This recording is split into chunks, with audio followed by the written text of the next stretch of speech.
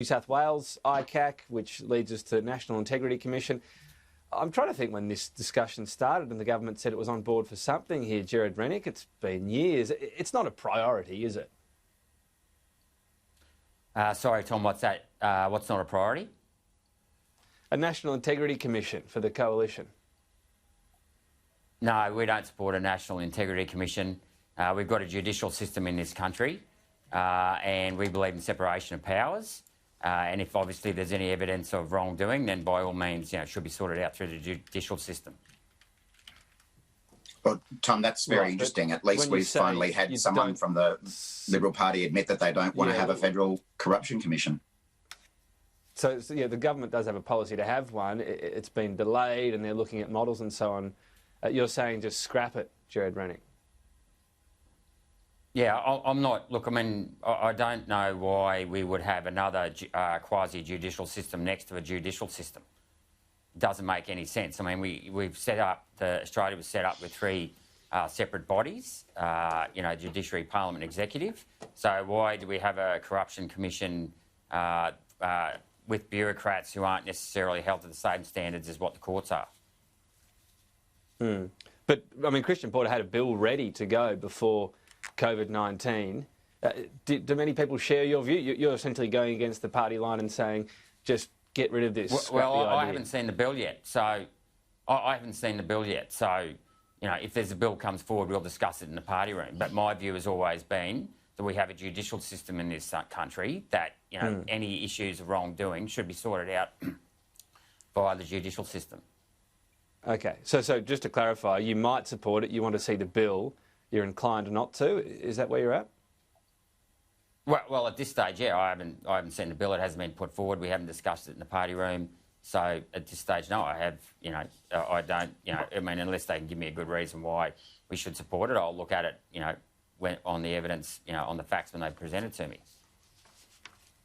Would you cross the floor? Well, I haven't read the bill yet. I can't make that comment. No, but if you, well, the government's, seemingly still moving ahead with it. If you don't like it, if you see it as something that goes against the principle you just spoke about, do you feel strongly enough to cross the floor on it? Well, depending on what's in it, yeah, maybe I will, yeah. But, I mean, I'm not saying that I will. I haven't looked at the detail. You're asking a hypothetical here, Tom. Well, some of it's been fleshed out. But anyway, look, we'll see where that issue goes. Yeah, I'm Murray, sure, and that's fine, but, that's not what I run for, yeah. OK. Murray, what Labor's view on this? We know there was, as I said, a delay before COVID and the government saying other things have taken the priority, which I suppose is fair enough initially. This is obviously Labor's chance to say, get this going now. Yeah, look, I think that's an extraordinary admission from Gerard this morning, Tom, and it reveals why we are still waiting for this government to move on setting up a National Integrity Commission. They committed to do so more than 2 years ago. Federal Labor committed to do so well before that. And now we understand why the government hasn't done anything about a National Integrity Commission. It's because people like Gerard are in their party room and say it shouldn't happen. And, it makes me wonder why day after day we hear people like Christian Porter and the Prime Minister say that it is a priority when they just keep delaying on introducing a really important anti-corruption measure. And now we know it's because they don't have support in their party room. Is it important to really look at having something that doesn't take the form of some sort of kangaroo court? Right now, Gladys Berejiklian hasn't been found to have done anything wrong, yet there's a clamour of calls from the Labor opposition in New South Wales for her to resign, and it's the nature of this public hearing whereby anything can be put to her, any sort of allegation, and that's what runs on the evening news. I mean, do we need to be careful about that?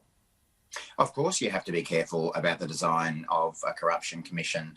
I was actually a member of the Senate committee that looked into this and made some recommendations about how you can design a corruption commission that does respect the rule of law, does respect people's rights, but also gets to the bottom of ingrained corruption within governments. The problem at the federal level is that there is no overarching corruption commission with the powers to investigate politicians and all bureaucrats. The only anti-corruption commission that exists in the federal sphere has a very limited scope.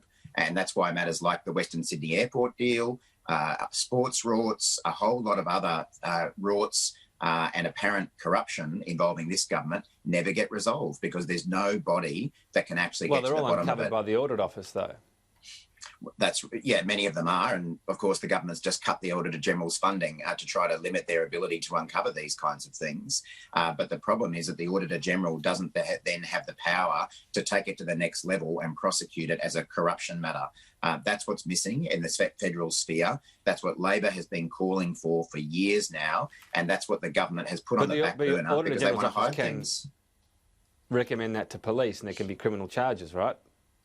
They can, but they don't have anywhere near the types of powers that a corruption body has. A corruption body, whether it be in any of the states of Australia, which have worked very successfully now for a number of years, have much deeper powers than the Auditor General has. And that's what's missing at the federal sphere. And now we know why. They don't want it because they're worried it's going to uncover their own misdeeds. Want to talk Queensland election. Gerard, interesting report out. Can I just have one rebut to that? Sorry, Tom.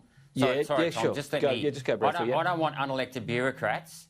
I don't want unelected bureaucrats to have the right to tap my telephone in the same way they've tapped Gladys Berejiklian's private telephone conversations. So if that's the sort of powers you want, Murray, I'm not surprised because that's typical of Labor and command and control. That tapping of the phone. Okay. Sorry, Tom. I mean, that was a tapping of Darryl Maguire. Obviously, the Premier was caught up in it, but it was his phone being tapped, right? Well, that's exactly right. So she had no idea she was being recorded either. I mean, what sort of world are we going to live in with Big Brother? I mean, we've seen Daniel Andrews in Melbourne basically overreach with his power and command and control techniques. I mean, and this is the problem with having a kangaroo court that can just go out there and record private conversations. And, I think we've all got a right to our privacy in this country. So, and that's why, as I've said before, I'll look at the bill as it comes forward, but I certainly don't support having another body, unelected body, with unlimited powers that can invade other people's privacy. I think that any member of the public would support the activities of ICAC and other corruption bodies in having uncovered what seems to be corruption involving a New South Wales Liberal MP. Without those powers, we would never have known what Darryl Maguire was up to. He would still be a member of the Liberal Party government in New South Wales. And I just find it extraordinary that any politician in this day and age doesn't want to see a corruption body have the powers to dig these things up.